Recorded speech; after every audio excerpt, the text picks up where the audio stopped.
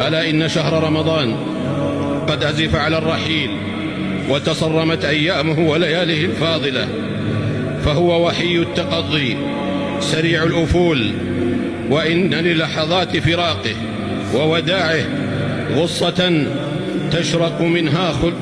تشرق منها حلوق المخبتين، وتدمع لها عيون القانتين، وتحزن لها قلوب التائبين.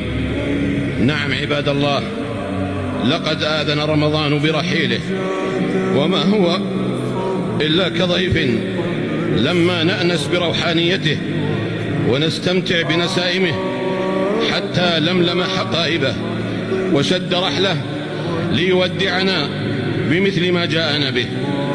فما أشد الفراق وما أمر البين. فليت شعري من الفائز فينا ومن الخاسر ومن المقبول.